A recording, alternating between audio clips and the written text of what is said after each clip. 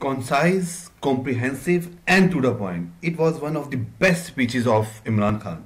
इस स्पीच में उन्होंने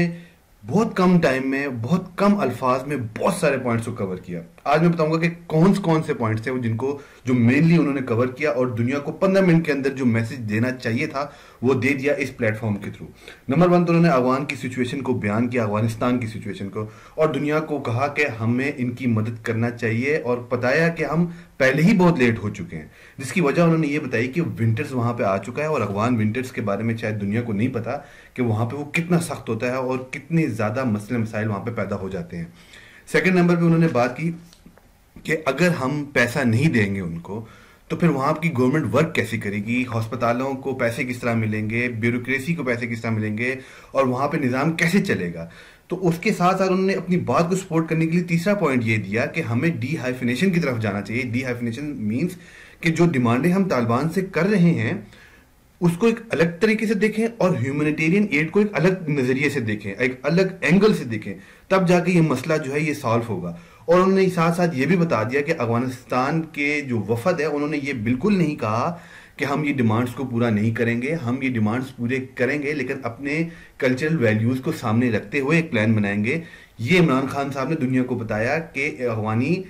जो तालिबान हैं वो आपकी डिमांड्स को पूरा करना चाहते हैं but they need time and they need plans. Indigenous plan उनको चाहिए, उनको कोई वेस्टर्न बोरो करने वाला यानी वेस्ट से बोरो किया हुआ प्लान उनको नहीं चाहिए उसकी, ताकि वो प्लान फिर चल भी तो सके ना. इसके साथ साथ उन्होंने सबसे अच्छी बात ये की कि उन्होंने पाकिस्तान को लिंक किया अफगानिस्तान के साथ और पाकिस्तान के जो सेक्रीफाइसेस हैं उसके बारे में बताया. वो स्टैट्स जो हमेशा हर स्पीच में देते हैं कि हमने $80 बिलियन का नुकसान, 80,000 बंदे हमने हमारे शहीद हुए और पता नहीं $100 बिलियन का हमने नुकसान जो है वो बर्दाश्त किया हमारी इकॉनमी ने. तो दुनिया को पता लगा कि why we are serious for Afghanistan, because हम अगर वहां पे कयास होता है तो हमें यहाँ पे पाकिस्तान सबसे ज्यादा सफर करेगा. और साथ साथ उन्होंने ईरान का भी तस्करा किया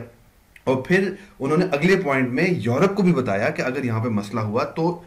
आपके वहां पे रिफ्यूजी क्राइसिस बढ़ेगा और फिर आपको मसला होगा वहां पे. इसके साथ साथ उन्होंने ये भी बताया कि पाकिस्तान करंटली जो है वो बहुत सारे अफगानियों को जो है वो यहाँ पे रिफ्यूज दिए हुए है. यानी पाकिस्तान, इन्होंने अपनी तकरीर में अपनी बेसिस बनाई कि हम जो ये काम कर रहे हैं ना, ऑर्गेनाइजेशन ऑफ इस्लामिक कंट्रीज का प्लेटफॉर्म और जो हमने ये पूरी कॉन्फ्रेंस बुलाई है ये इसलिए बुलाई है क्योंकि हमने सफर किया है, हम अफगानियों की मदद भी कर रहे हैं and we are sincere to Afghani people. फिर अपनी तकरीर में इमरान खान साहब ने ह्यूमन राइट्स वायलेशन जो कश्मीर में हो रही हैं और जो फलस्तीन में हो रही हैं दोनों का तस्करा किया और ओआईसी को ये बावर कराया कि हमारे प्लेटफॉर्म से एक यूनिफाइड स्टांस जाना चाहिए पूरी दुनिया की तरफ कि हम अपने मुसलमान भाई जो कि कश्मीर में रह रहे हैं और जो फिलिस्तीन में रह रहे हैं उनके खिलाफ होने वाली जो ह्यूमन राइट्स की वायलेशन है उनको बर्दाश्त नहीं करेंगे. लेकिन एक यूनिफाइड स्टांस का होना बहुत जरूरी है ताकि पूरी दुनिया को पता लगे कि we are united on these issues. उसके बाद उन्होंने इस्लामोफोबिया की बात की और इस्लामोफोबिया में भी उन्होंने यही बताया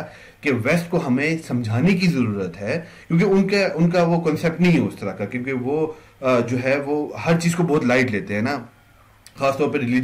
रिलीजन की जो चीजें होती हैं उनको बहुत लाइट लेते हैं. तो उनको ये बताने की जरूरत है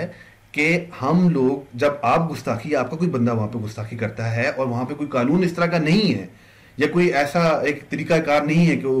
उसको रोका जाए, तो यहाँ पे जो मुसलमान होते हैं वो बहुत हर्ट होते हैं अपने नबी सल्लल्लाहु अलैहि वसल्लम की गुस्ताखी की वजह से. तो ये बावर कराना उनके लिए बहुत जरूरी है. और उसके साथ साथ उन्होंने ये भी बात की कि हम इंटरनल लेवल पे भी जो हमारी पाकिस्तान की अपनी जो हम आवाम है उसके अंदर भी हम एक सीरतुन नबी में जो टॉलरेंस का कॉन्सेप्ट है उसको प्रमोट करने की जो है वो कोशिश कर रहे हैं. ये बहुत ही अच्छी तकरीर और बहुत ही जामे और मुख्तसर तकरीर थी जिसमें उन्होंने तमाम उन मेन पॉइंट को डिस्कस किया जो कि इस वक्त इस दुनिया में एड्रेस होना बहुत जरूरी है. Thank you so much.